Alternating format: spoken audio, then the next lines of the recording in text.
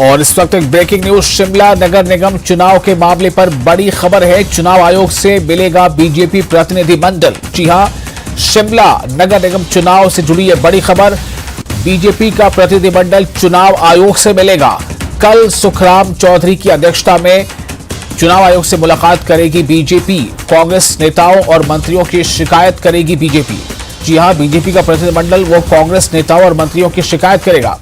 मंत्रियों के आवास को लेकर शिकायत करेगी और सरकारी आवास के पते पर वोटर बनाने की शिकायत। जी हां, सरकारी आवास के पते पर वोटर बनाने की शिकायत करेगी बीजेपी। और इसमें जो प्रतिनिधिमंडल है वो चुनाव आयोग से मिलेगा और खासतौर से इस पर जो है वो चुनाव आयोग से शिकायत इस बात को लेकर करेगा कि किस तरह से जो वोटरों की जो लिस्ट है वो सरकारी आवास के पते पर बनाए गए हैं। हमारे साथ सबसे ज्यादा जानकारी के साथ जुड़ चुके हैं हमारे संवाददाता राजेंद्र शर्मा। राजेंद्र, ये कितना बड़ा मुद्दा है? कि मुद्दा बड़ा है या बीजेपी इसे बड़ा बनाने की कोशिश कर रही है?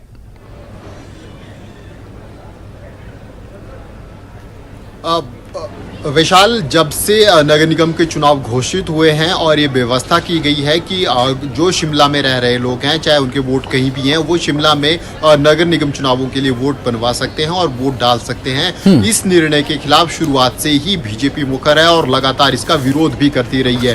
और अब भाजपा की तरफ से ये शिकायत कल दी जाएगी स्टेट इलेक्शन कमीशन के ऑफिस में कि मंत्रियों के पतों के ऊपर वोट बनाए जा रहे हैं। एड्रेस जो वोटर के डाले जा रहे हैं वो मंत्रियों के सरकारी कोठियां हैं, उनके एड्रेस के ऊपर डाले जा रहे हैं और बड़ी संख्या में ये वोट डाले जा रहे हैं। भाजपा की तरफ से विरोध है कि क्योंकि मंत्री स्थायी नहीं होते हैं, 5 साल के लिए होते हैं, तो ऐसे में परमानेंट रेजिडेंस ये नहीं है। ये लोग जो मंत्रियों के पते पर वोट डाल रहे हैं ये परमानेंट शिमला के रेजिडेंशियल नहीं है। तो ऐसे में इनके वोट वैध हैं और इसको लेकर शिकायत स्टेट इलेक्शन कमीशन के ऑफिस में जाकर भाजपा करने वाली है। और इसके अलावा उन्होंने ये भी कहा है कि कुछ धार्मिक संस्थानों के धार्मिक स्थानों के एड्रेस भी डाले गए हैं, वहां पर भी लोग परमानेंट नहीं रहते हैं। तो ऐसे में वो भी एक जो फर्जीवाड़े का आरोप भाजपा लगा रही है। लगातार वोटर्स, बड़ी संख्या में वोटर्स बनाए जा रहे हैं, इसको लेकर ये विरोध किया जा रहा है। और अगर परमानेंट रेजिडेंस होते तो इसके ऊपर सोचा जा सकता था, लेकिन इस पूरी व्यवस्था का भाजपा शुरुआत से ही विरोध कर रही है। और ये कह रहे हैं भाजपा की तरफ से कि एक व्यक्ति का वोट एक स्थान पर होना चाहिए। अगर कोई गांव में रहता है, गांव का रेजिडेंशियल है, जिनका परमानेंट विधानसभा क्षेत्र का वोट अगर गांव में है, वहां पर ही वोट होना चाहिए। पिछली बार जब चुनाव नगर निगम शिमला के घोषित करने की बात कही गई थी, भाजपा की तरफ से यह व्यवस्था की गई थी। उस समय स्टेट इलेक्शन कमीशन की तरफ से यह व्यवस्था की गई थी कि जिस विधानसभा क्षेत्र में किसी का वोट है वो वहीं के स्थानीय निकाय के लिए मतदान करेगा, अलग से स्थानीय निकाय के लिए लिस्ट नहीं बनाई जाएगी। लेकिन जब कांग्रेस सरकार सत्ता में आई, वार्डों की संख्या 41 से 34 की गई और साथ में ये सुविधा भी दी गई कि कोई भी व्यक्ति, चाहे उसका विधानसभा का वोट किसी भी हलके में है, वो नगर निगम शिमला में वोट बनवा सकता है और वोट डाल सकता है। और इसी निर्णय के खिलाफ भाजपा कल स्टेट इलेक्शन कमीशन के ऑफिस में जाएगी और वहां पर शिकायत करेगी। और इसके अलावा जो रिजर्वेशन रोस्टर है उसको लेकर भी भाजपा मुखर है।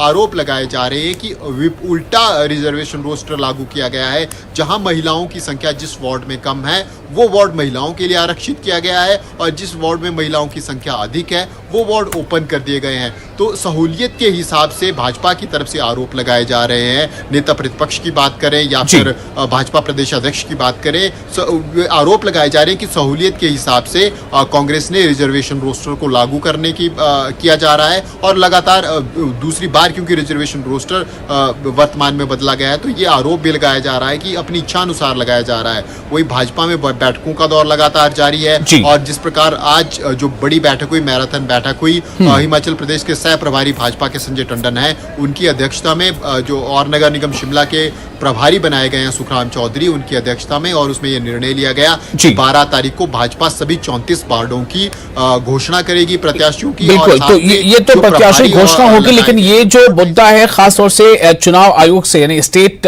जो ऑफिस है चुनाव आयोग की, उससे मिलने की, तो इस मुद्दे पर आपने जो बताया कि बीजेपी का ये आरोप है कि जो सरकारी जो बंगले हैं या जो मंत्रियों के आवास है, उन आवास पर, उन पतों पर वोटर बनाए जा रहे हैं। मेरा सवाल यह है कि इस पर कांग्रेस क्या तर्क दे रही है? कांग्रेस इसका डिफेंड कैसे कर रही है?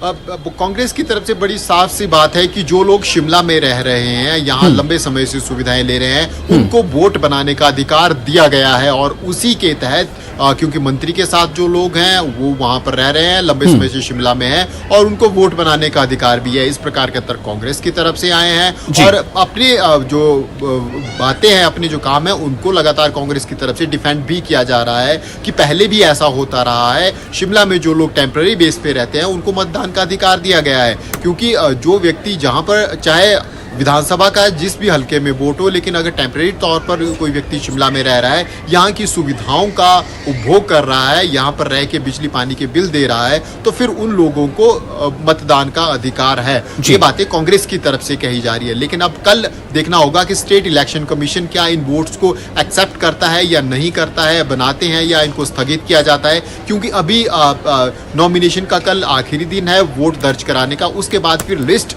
स्टेट इलेक्शन कमीशन की तरफ से जारी की जाएगी, स्थानीय प्रशासन की तरफ से। उस लिस्ट में क्या निर्णय होता है, भाजपा की शिकायत के बाद, कांग्रेस के द्वारा अपना पक्ष रखने के बाद, ये बड़ी अहम बात होगी देखने की कि क्या निर्णय स्टेट इलेक्शन कमीशन की तरफ से लिया जाता है। शिकायत दोनों पक्षों की तरफ से होगी, भाजपा की तरफ से भी अगर शिकायत होती है तो कांग्रेस की तरफ से स्पष्टीकरण इसके ऊपर दिया जाएगा। हालांकि वोट का दावा जरूर इन रेजिडेंस के आधार पर किया गया है, एड्रेस के आधार पर, लेकिन इसके ऊपर क्या ये वोट बनते हैं या फिर नहीं बनते हैं, ये भी देखने वाली बात होगी। लेकिन कुल मिलाकर हम कह सकते हैं कि नगर निगम चुनावों का जो अब सिलसिला है, चुनाव को लेकर प्रसार का और आरोप प्रत्यारोप का जो सिलसिला है, वो अब तेज हो चुका है। दोनों ही राजनीतिक दलों में, भाजपा और कांग्रेस में लगातार आरोप लगाए जा रहे हैं। बहुत शुक्रिया आपका राजेंद्र, तमाम जानकारी के लिए। तो अब जो शिकायत लेकर जब पहुंचेगी बीजेपी या बीजेपी का प्रतिनिधिमंडल जब पहुंचेगा तो उस पर जवाब कांग्रेस क्या देती है और जो स्टेट चुनाव आयोग का जो स्टेट दफ्तर है वो इस पर क्या जवाब देता है, ये देखने वाली बात होगी।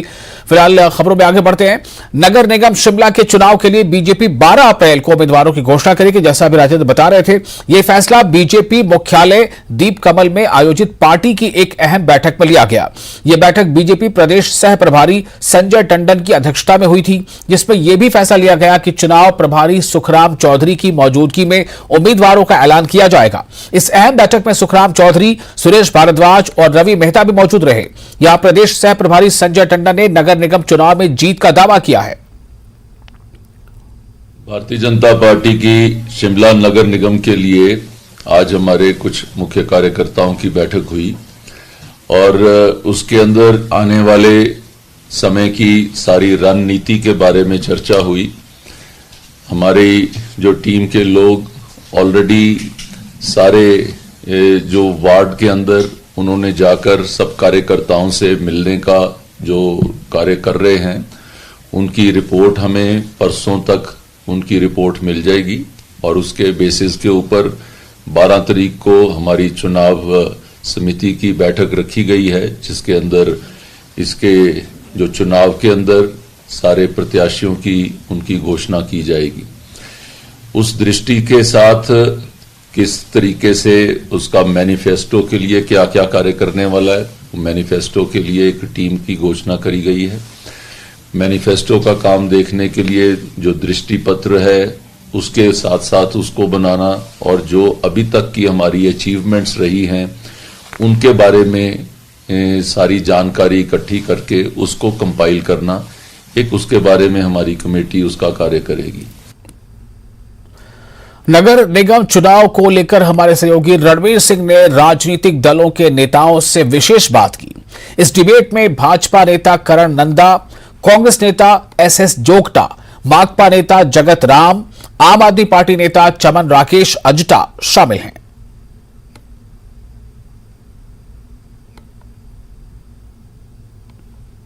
करेंगे इन 5 सालों का हिसाब भी लेंगे। जो सत्ताधारी दल यहां नगर निगम की सत्ता पर काबिज था, उनसे जवाब तलबी करेंगे और कौन कौन से और ऐसे मुद्दे हैं शहर के जिनको लेकर जनता के बीच जाएंगे। हमारे साथ खास मेहमान करण नंदा भाजपा से हमारे साथ जुड़े हैं। करण नंदा जी, आप ही से लेते हैं क्योंकि आप सत्ता में थे, आप मतलब आप आम आदमी पार्टी नहीं। जरा आप बताइए आप किन मुद्दों को लेकर अब जनता के बीच जा रहे हैं। देखिए, भारतीय जनता पार्टी का जो कार्यकाल रहा नगर निगम में वो अच्छा रहा और जिस प्रकार से जितने भी विकास कार्य हिमाचल प्रदेश में शिमला में हुए हैं वो भाजपा के नगर निगम शासन में अच्छे हुए हैं। आप देखेंगे किस प्रकार से स्मार्ट सिटी का प्रोजेक्ट जो है हिमाचल प्रदेश में शिमला में आया और उसके बाद यहाँ पर जो है वो रोड विस्तार का काम चला और उसके अंदर रोडों को जो है वो बड़ा भी किया गया, चौड़ा किया गया और उसके बाद जो है पेडेस्ट्रियंस का जो है अधिक से अधिक ख्याल रखा गया। और जिस प्रकार हमारे यहाँ पे सुरेश भारद्वाज जी पूर्व मंत्री रहे थे और साथ में उनके समय पे भी जो है वो पूर्ण रूप से जो है जब वो हमारे अर्बन डेवलपमेंट मिनिस्टर थे उसमें भी जो है करोड़ों का फंड जो है वो हिमाचल प्रदेश में शिमला को मिला और उससे भी यहाँ पे अच्छा जो है वो विकास हुआ। इतनी सच्चाई है भाजपा के दावे में?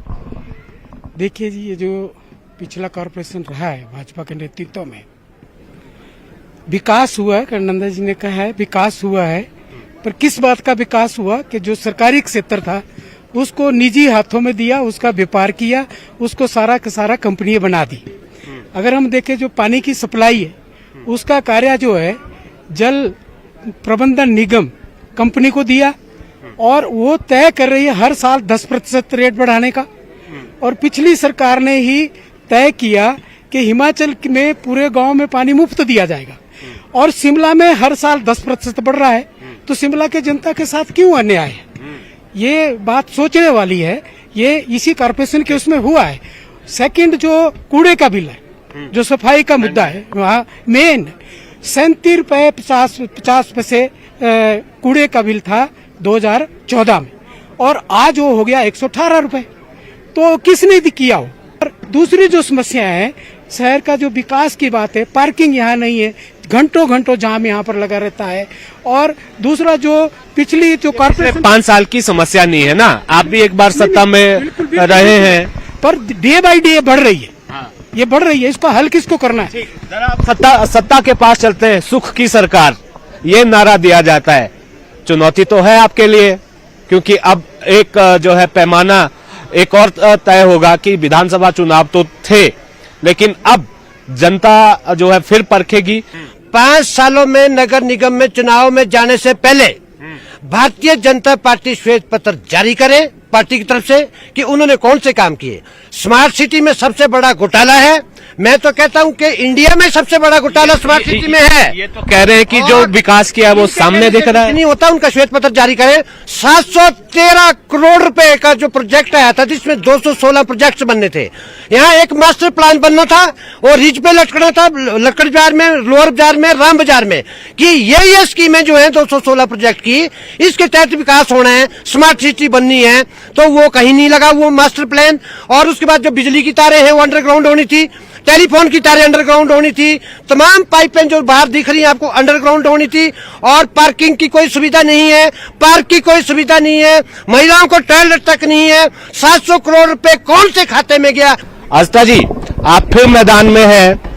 विधानसभा चुनाव में भी आप लोग आए थे, लेकिन जनता ने तो नकार दिया। अब आपको क्या लग रहा है, क्या सभी वार्डों में आप जो है चुनाव लड़ेंगे? आप क्या मुद्दा लेकर जा रहे हैं? सत्ता तो ये हमने देखा है कि शिमला की बात करें तो कांग्रेस का दबदबा रहा हुआ है और भाजपा भी यहाँ पर सत्ता में रही। देखिए, चुनाव में और खास करके लोकशाही में, जो कि जिसको हम डेमोक्रेटिक सेटअप बोलते हैं, उसमें सारे का सारा चुनाव से लेकर के गवर्नेंस तक का सारे का सारा इम्पोर्टेंस ही आम जन को है। जैसा वो चाहेगी, हमें नकारा है बिल्कुल, उसको हम लोग ये स्वीकार करते हैं और हमने कभी ये डिनाई नहीं किया। लेकिन हम लोग बार बार जो हमारा रोल है राजनीति में जरूरी नहीं है, विपक्ष का होना भी बहुत जरूरी है। विपक्ष ऐसी नहीं है जैसी कांग्रेस 5 साल वॉक ओवर कांग्रेस करती रही, अब 5 साल ये लोग करते रहे। ये लोग केवल और केवल सुक्खू भाई कुथी बंटड़ी मलाई, अब भी यही होएगा। जो फैसला करना है वो जनता ने करना है, जनता ही इसका जो है जवाब देगी, किसके दावे में, किसके वादे में कितना दम है। फिलहाल यहां से इतना ही। मेरे कैमरा सहयोगी दीपक राणा के साथ रणबीर सिंह, न्यूज़ 18 हिमाचल।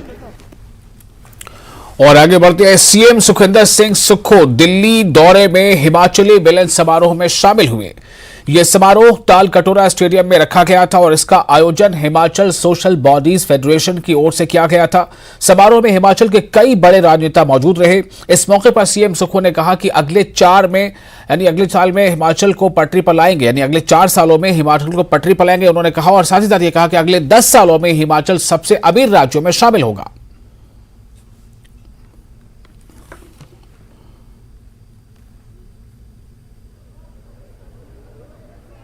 4 साल में हिमाचल प्रदेश अपनी अर्थव्यवस्था को पटड़ी पर लाएगा और आने वाले 10 साल में हिमाचल प्रदेश हिंदुस्तान का सबसे समृद्धशाली प्रदेश और सबसे अमीर राज्य के रूप में जाना जाएगा।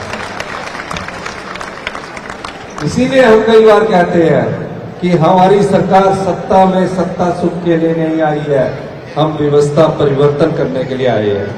पिछले 100 दिन से हमने काफी बदलाव किए हैं, अगले 100 दिन में और महत्वपूर्ण बदलाव करने की दिशा में हम आगे बढ़ रहे हैं। हमारा कर्तव्य और दायित्व ये बनता है, हिमाचल की जनता, हिमाचल के लोग हिंदुस्तान में कहीं भी रहे, हमारी संस्कृति में सेवा भाव बहुत ज्यादा है। हम अपने संस्कृति को संजोए रखना चाहते हैं और उस इंसानियत के जो सेवा भाव हमारे दिल के अंदर रहता है उसको जिंदा रखना चाहते हैं। हम कितने बड़े बन जाएं, कितने बड़े पैसे कमा लें, हम जिंदा तब रह सकते हैं जब हमारी संस्कृति का सेवा भाव आपके अंदर रहेगा। इसीलिए हम इस संस्कृति को जिंदा कर रखना चाहते हैं। और सीएम सुखविंदर सिंह सुक्खू ने केंद्रीय मंत्री अनुराग ठाकुर के कांग्रेस के वादों को लेकर किए गए सवालों का जवाब दिया। न्यूज 18 से बातचीत में सीएम सुक्खू ने कहा कि कांग्रेस ने ओपीएस यानी ओल्ड पेंशन स्कीम और महिलाओं को 1500 रुपए पेंशन देने का वादा पूरा किया है और इसी तरह बाकी वादे भी पूरे होंगे। सुखविंदर सिंह सुक्खू जी हमारे साथ हैं। सर, 100 दिन का कार्यकाल पूरा हो गया, अब लगातार भारतीय जनता पार्टी दौरे कर रही है। बिलासपुर में मुख्यमंत्री अनुराग ठाकुर जी गए, कह रहे हैं कि कांग्रेस वादा खिलाफी करती है।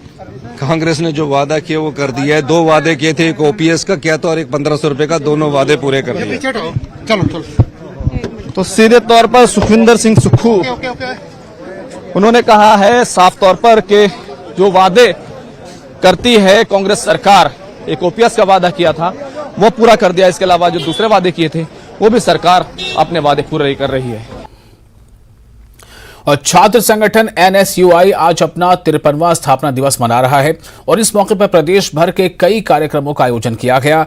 और सिरमौर के नाहन में एनएसयूआई के कार्यक्रम में कांग्रेस विधायक अजय सोलंकी मौजूद रहे। विधायक अजय सोलंकी ने कहा कि छात्र संगठन एनएसयूआई हमेशा ही छात्र हित को लेकर काम करता रहा है और दशकों से छात्रों से जुड़े मुद्दे को लेकर एनएसयूआई ने संघर्ष किया है। उन्होंने दिल्ली यूनिवर्सिटी की तर्ज पर राज्य में छात्र संघ चुनाव करवाने का समर्थन किया। एनएसयूआई की स्थापित हुए 53 वर्ष हो गए और आज तक जो भी छात्र हित में विभिन्न सरकारों द्वारा फैसले लिए गए वो शुरू से उन समस्याओं को एजेंडे के रूप में जो है एनएसयूआई ने हमेशा उस पर कार्य किया और उसके लिए संघर्ष किया, आंदोलन किया है। आज चाहे शिक्षा नीति में बदलाव की बात हो, चाहे वो जो ग्रामीण स्तर पे स्कूलों में जो बच्चों को सुविधा मिल रही है, चाहे वो मिड डे मील जैसी एक बड़ी सुविधा जो है, ये भी एनएसयूआई के एजेंडे में थी। मैं खुद एनएसयूआई में था जब ये मांग लेके जिसके लिए आंदोलन किया, संघर्ष किया और उसके बाद ये मिड डे मील योजना जो है स्कूलों के लिए शुरू की थी। और एनएसयूआई हमेशा छात्र हित के लिए काम करती रही है और मैं आने वाले समय में भी हमारे अपने जो छात्र नेता उनसे अपील करूंगा कि हमेशा छात्र हित की बात के उठाएं और छात्र हित के लिए कार्य करें। और वहीं नेता प्रतिपक्ष जयराम ठाकुर ने 2 दिवसीय प्रदेश कार्य समिति की बैठक के दौरान कांग्रेस पर जमकर हमला बोला और कांग्रेस पर 1500 रुपए पेंशन और ओपीएस को लेकर जनता को धोखा देने का आरोप लगाया। यहां नेता प्रतिपक्ष ने डी नोटिफिकेशन के मुद्दे पर भी कांग्रेस सरकार को कटघरे में खड़ा किया। जयराम ठाकुर ने कहा कि विपक्ष होने के नाते वो कांग्रेस पार्टी की नीतियों और जनता की आवाज को उठाते रहेंगे। उन्होंने कहा कि बीजेपी ने विधानसभा सत्र में भी कई मुद्दों को लेकर विरोध जताया जिसका सरकार के पास कोई जवाब नहीं था। हम महिलाओं के साथ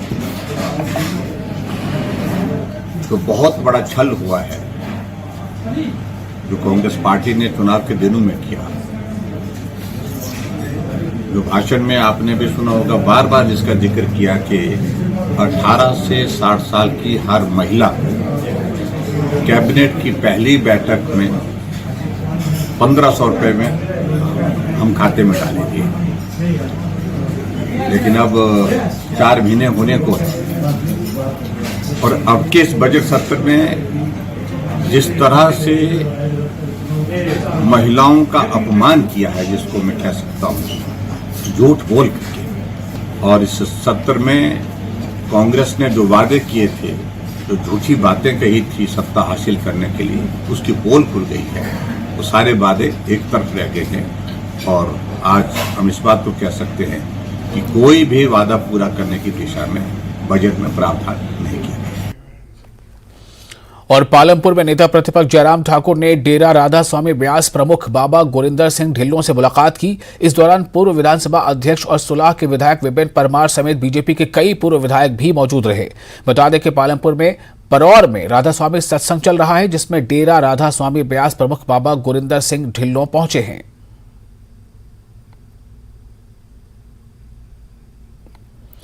पूर्व वन मंत्री ठाकुर सिंह भरमौरी के बेटे अमित भरमौरी के हमले का भरमौर के विधायक जनक राज ने जवाब दिया है। जनक राज ने अमित भरमौरी को हिदायत देते हुए कहा है कि अभी वो राजनीति में काफी छोटे हैं और रिश्ते में उनके बच्चे के समान हैं। ऐसे में वो बड़ों की लड़ाई के बीच में न आए और टीका टिप्पणी करने से पहले वो इसके काबिल हो जाएं। बता दें कि अमित भरमौरी अभी कांग्रेस के प्रदेश सचिव भी हैं और उन्होंने हाल ही में विधायक जनक राज पर उनके डॉक्टरी के पेशे को लेकर हमला बोला था। हमसे लड़ने के लिए पहले उस लेवल पर पहुंचे और फिर बात करें, क्योंकि मैं विधायक केवल भारतीय जनता पार्टी के लोगों का नहीं हूं, भरमौर की जनता का विधायक हूं और इस नाते मैं आप लोगों का भी विधायक हूं। चाहे वो कांग्रेस के नेता हैं, चाहे कांग्रेस के नेताओं के परिवार के लोग हैं, उन्हीं का भी विधायक मैं ही हूं। तो किसी गलतफहमी का शिकार ना रहे, क्योंकि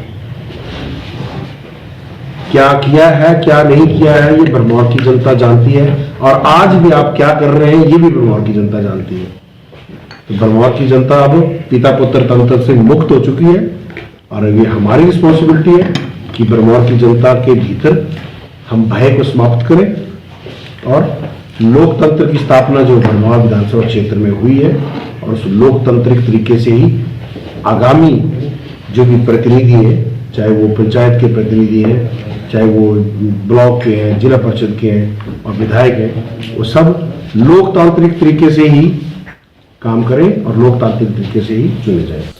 नूरपुर के कंडवाल में भाजपा महिला मोर्चा कार्य समिति की 2 दिवसीय बैठक का शुभारंभ हुआ। इस बैठक में मुख्य अतिथि के तौर पर नेता प्रतिपक्ष जयराम ठाकुर शामिल हुए। कार्यक्रम की अध्यक्षता प्रदेश महिला मोर्चा की अध्यक्ष रश्मिधर सूद ने की। इस बैठक में पार्टी को और मजबूत बनाने को लेकर चर्चा की जाएगी। महिला मोर्चा का जो है वो प्रदेश स्तरीय जो है वो कार्य समिति कर रहे हैं। ये 2 दिन की है, आज और कल रहेगी। आज इसके जो हमारा प्रारंभ है उसमें हमारे माननीय नेता प्रतिपक्ष जयराम ठाकुर जी रहेंगे और कल समापन में हमारी राज्यसभा सांसद इंदु गोस्वामी जी रहेंगी। मैं आपके माध्यम से ये कहना चाहूंगी कि भारतीय जनता पार्टी का हर एक कार्यकर्ता जो है वो सतत चलता है, चाहे वो कोई भी स्थिति हो, विपरीत हो या अपने अनुकूल हो, और हमारी महिला मोर्चा उसका एक सशक्त उदाहरण है। और हम आज सब यहाँ पर इस कार्य समिति में एक बार फिर एकत्रित हुए हैं। और इसी के साथ अपना हिमाचल में फिलहाल इतना ही, लेकिन न्यूज़ 18 जम्मू कश्मीर लद्दाख हिमाचल पर लगातार बड़ी और अहम खबरों का सिलसिला जारी रहेगा।